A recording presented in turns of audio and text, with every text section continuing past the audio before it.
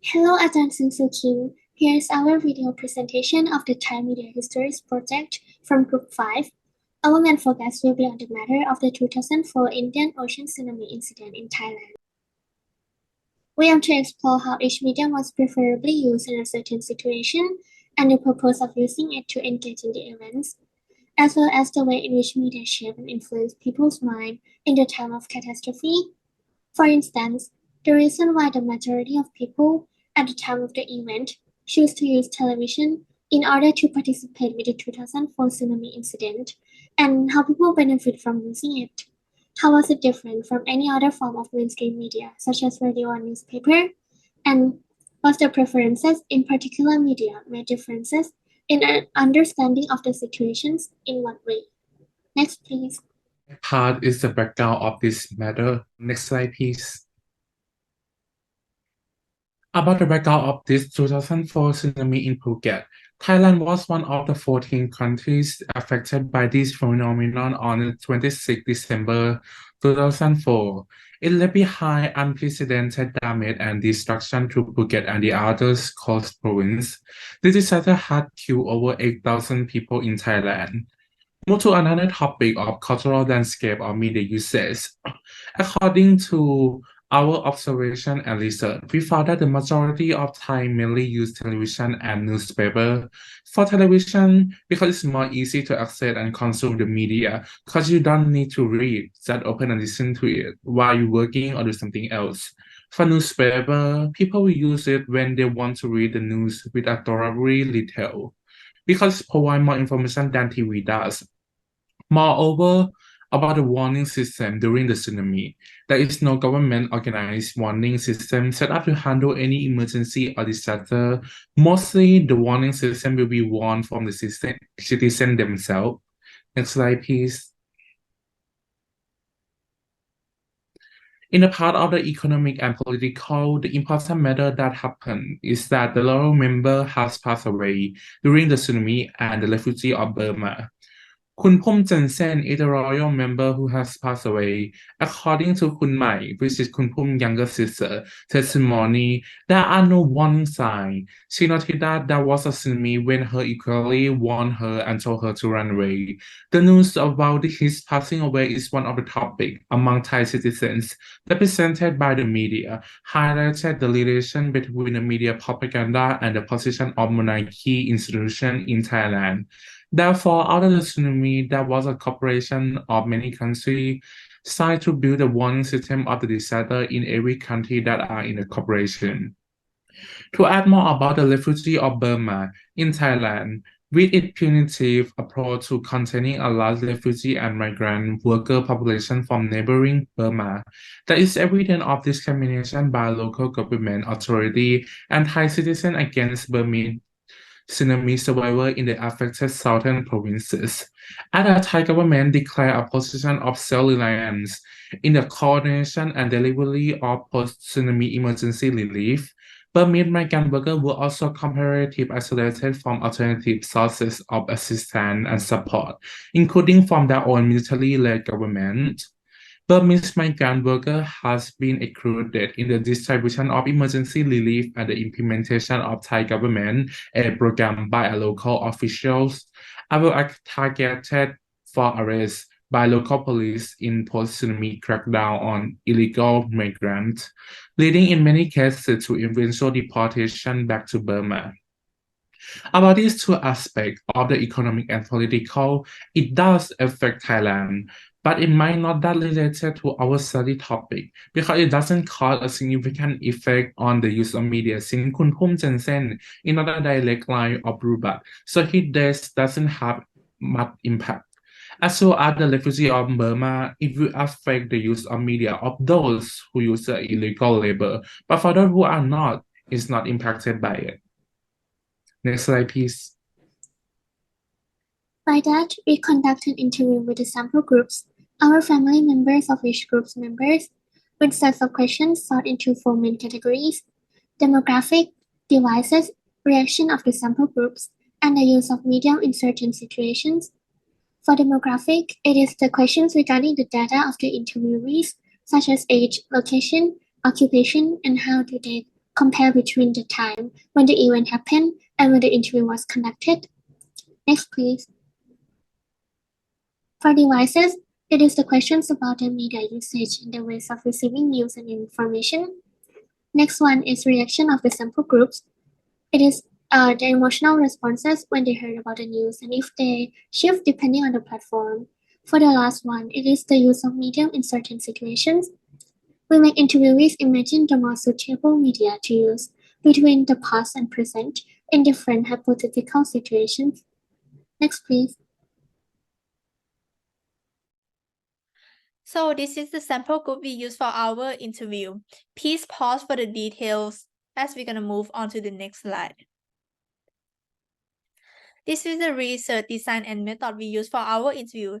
The transcription methods or the data was transcribed by us, listening to the recorded answer. We type out the interviewee answers and translate them from Thai into English on a Google document. For the interview methods, some of our group members conduct online interview and was recorded the answer by recording application on a smartphone. And some of our group members conduct face-to-face interview and either recorded the answer by using video recording or by using the recording application on the smartphone. Here are the 4 theories we will use. Next, please. The first theory is Marshall McLuhan's concept of medium is the message. One of the reasons for this is that the medium can shape the experience we get from the message that comes from that particular medium. We will also be using the concept of media as infrastructure proposed by John Durham Peters in the sense that it influences the habit and movement of people. Next, please. Medium as oral culture compared to written culture. Written culture mediums allow the recipient to shape and interpret their own thoughts into the information. The concept of written culture is applicable to these findings because, for example, newspaper in form of written culture mediums allow the thought process to be lengthier and more analytics. While compared to oral culture mediums, usually digest the information given by the media and therefore there are possibilities for missing some of the data. There are also similarity across different channels in the oral culture mediums as they tend to only summarize the news due to the time limitation and the type of medium they use. As you can see in like television and radio, they are tend to be really similar. Next is the information content. The use of mediums also affect the reliabilities of the media content in viewers' eyes. The medium in written culture from like newspaper or some of the social media platform these days consists of written text as the main medium. When the text has the authorities, therefore when presented in the performative ways, the recipient could view it as like more reliable source with the extension of details, while the information in the oral culture mediums can be distorted as the authority is given to the speakers. I also want to introduce one of the terms under these theories, which is secondary authorities. Secondary authorities is when oral and written culture combine together, happening when individuals share information through oral culture channels but still have their own consciousness. The next theory to be used in analysis of this topic would be the concept of how thought gain lightness. The newer forms of media come to be preferred over the old ones for its lighter and simpler characteristics, like how a phone is simpler to use and lighter than a TV. And the last theory would be the concept of how a so-called new technology is actually an improved version of existing technology. It rarely ever happens that a new invention or technology is completely new and is not at all inspired by previous objects. They are usually the more developed versions of something that has existed or been created before. Next, please. Now we will explain some of our analysis and findings. Next, please. When the interviewees were asked the questions about the victim of the event, all of them focused their answer on television.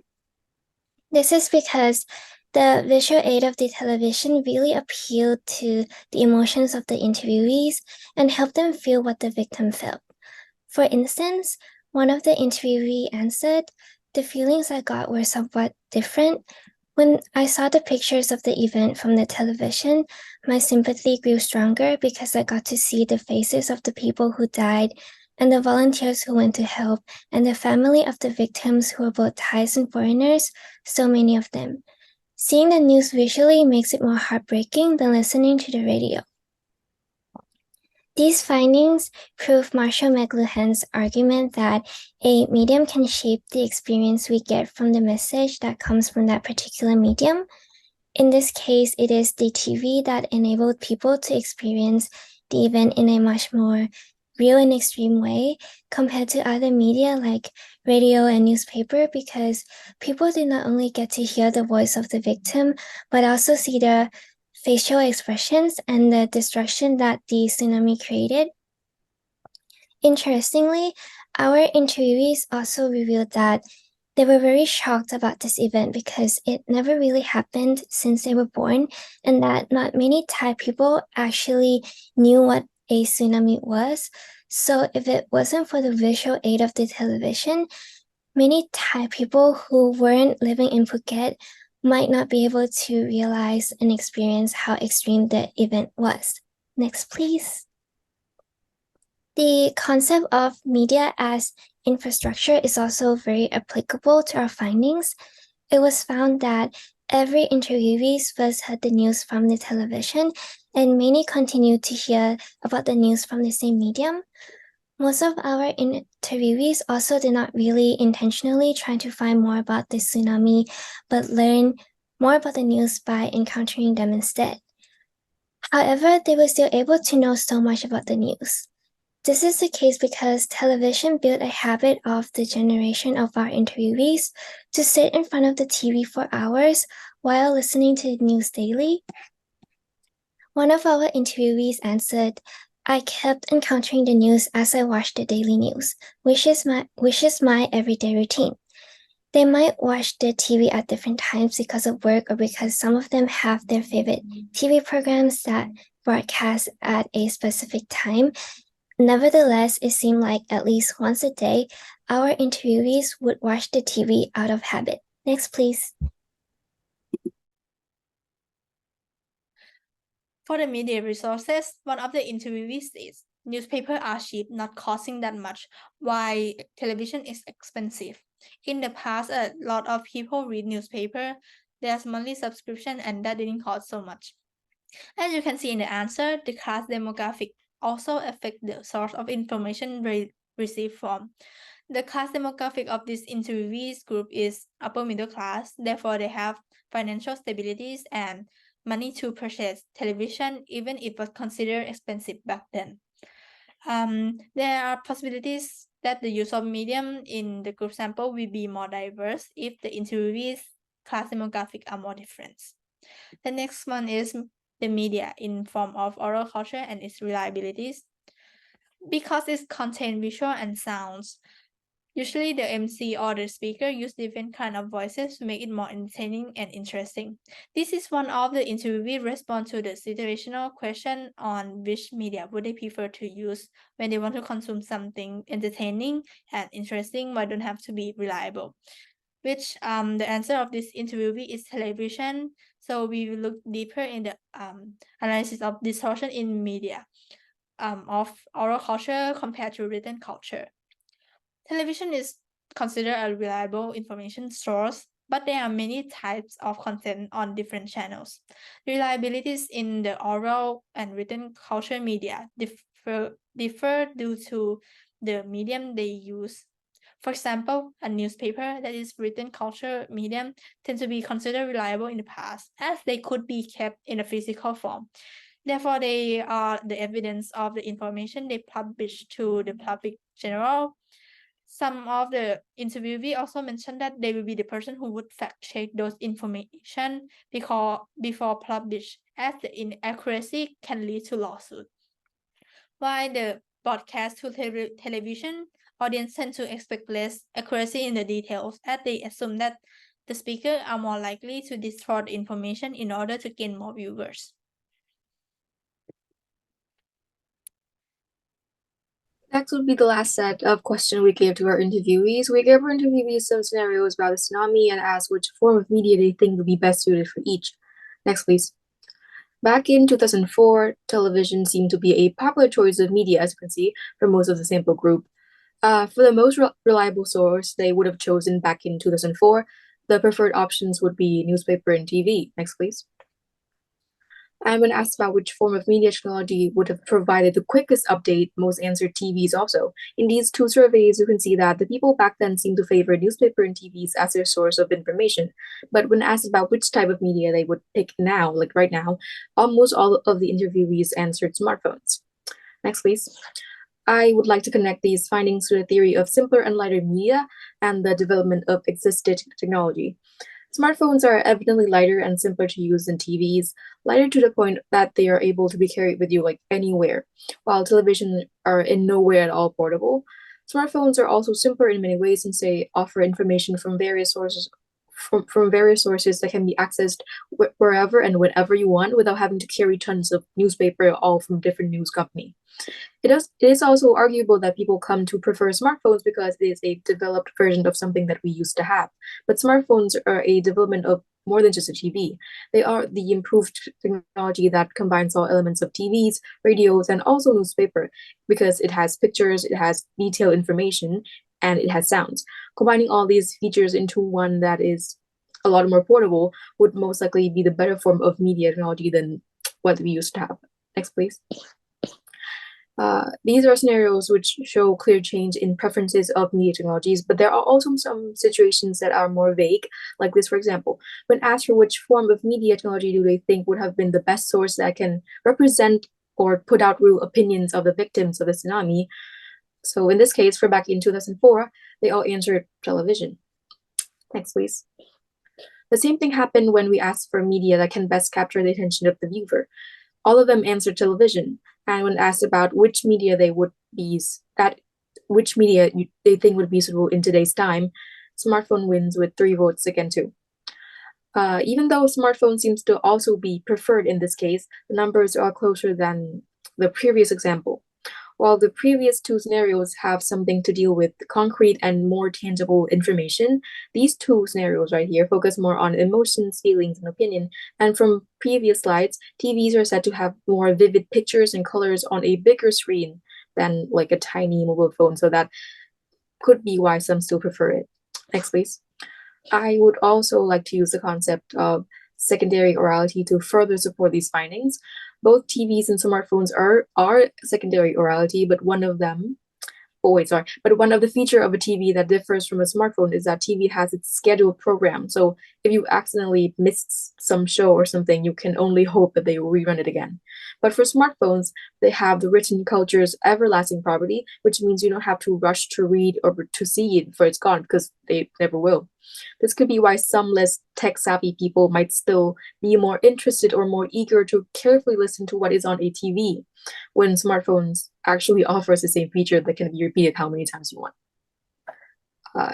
Next, please. That will conclude our presentation. Thank you for listening.